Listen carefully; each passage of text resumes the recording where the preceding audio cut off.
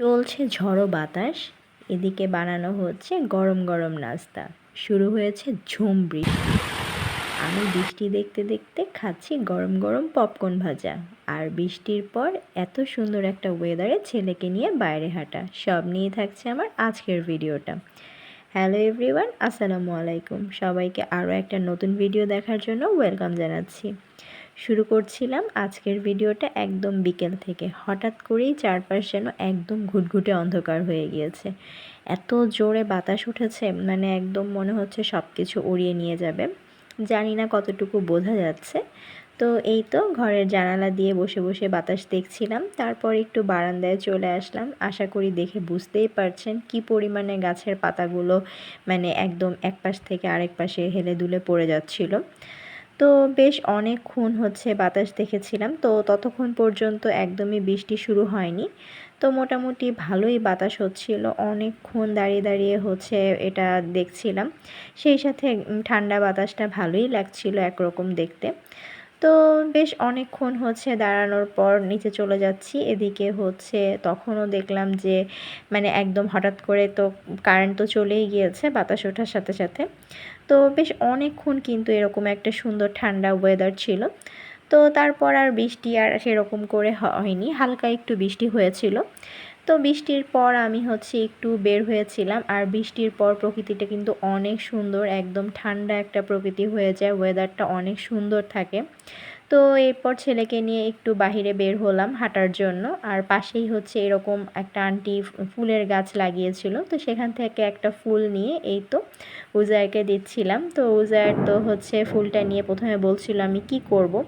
তো যাই হোক, বেশ কিছুক্ষণ হচ্ছে আমরা হাঁটাহাঁটি করার পর বাসায় চলে এসেছি। আর এদিকে বাসায় আসার পর একটু পপকর্ন ভেজে নিয়েছিলাম।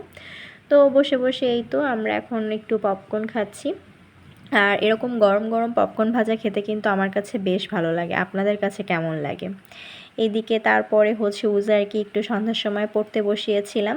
তো ও এখানে হচ্ছে পড়া শুরু করেছিল, বেশ কিছুক্ষণ ওর সাথে ওর পড়া দেখলাম। দেন এখন আমি চলে আসলাম নতুন হচ্ছে মানে একটা নাস্তা বানানোর জন্য। নতুন না, আসলে এটা আমি এর আগেও রোজা ইফতারে বানিয়েছি। আসলে তেমন কোনো স্পেশাল কিছুই না, মানে খুবই ঝটপট হয়ে যায় আর হচ্ছে খেতেও বেশ মজার। আর সবথেকে বড় কথা, আমার কাছে অল্প একটু রান্না করা চিকেন ছিল, খুবই সামান্য পরিমাণে। শুধুমাত্র আমি এখানে মেয়োনেজটাই আজকে বানিয়েছি নতুন করে।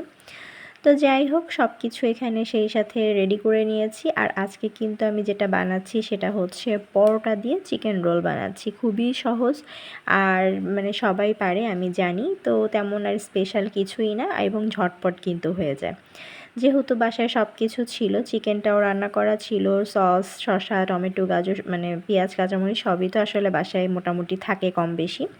তো আজকে যেহেতু ছিল এ কারণে হচ্ছে জাস্ট শুধু আমি ময়দা ছেনে কয়েকটা পরোটা বেলে নিয়েছিলাম, আর সেই সাথে মানে মেয়োনেজটাই রেডি করেছিলাম। শুধুমাত্র আমার জাস্ট এই দুটো কাজই করতে হয়েছিল এক্সট্রা করে, আর বাকি সব কিছুই ছিল। তো যাই হোক, আমি কিন্তু একে একে হচ্ছে কয়েকটা রোল বানিয়ে নিচ্ছি আমাদের সন্ধ্যার নাস্তার জন্য। মানে শর্টকাটে কিন্তু অনেক মজার একটা নাস্তা, সেই সাথে কিন্তু অনেকক্ষণ পেট ভরাও থাকবে। এখানে আমরা সবার জন্যই একটা একটা করে বানিয়ে নিচ্ছিলাম, যেহেতু আমার কাছে অল্প একটু রান্না করা চিকেন ছিল এবং সেইটা হিসেবে আমার মিনিমাম 4টা কি 5টা রোল হয়েছিল। তো এই তো দেখতেই পাচ্ছেন আমার কিন্তু রোলগুলো একদম হয়ে গিয়েছে, খুবই ঝটপট করে হয়ে গিয়েছে, অল্প সময়ের মধ্যে সুন্দর একটা পারফেক্ট সন্ধ্যার নাস্তা আমরা করেছিলাম সবাই মিলে। এবং মেয়োনেজটা দেওয়ার কারণে খেতে কিন্তু অনেক বেশি মজা হয়েছিল। সেই সাথে সস তো ছিলই, টমেটো সস। তো সব কিছু মিলিয়ে হচ্ছে বেশ ভালোই সুন্দর একটা সন্ধ্যা পার করলাম। এদিকে হচ্ছে আমি একটু সবারটা সুন্দর মতো সার্ভ করে দিয়ে তারপর এখানে নিজেরটা নিয়ে একটু বসেছি। তো এখানে আমি সস মেয়োনেজ দুটো আরও এক্সট্রাভাবে একটু অ্যাড করে নিলাম এবং অনেক মজা করে খেয়েছি।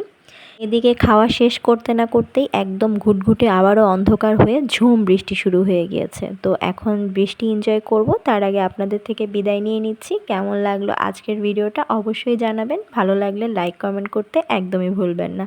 আল্লাহ হাফেজ, আবারও নতুন ভিডিওতে খুব তাড়াতাড়ি দেখা হবে। এখন আমার সাথে আপনারাও বৃষ্টিটা এনজয় করেন, আর কার কার এলাকায় বৃষ্টি হয়েছে অবশ্যই কমেন্টে জানাবেন।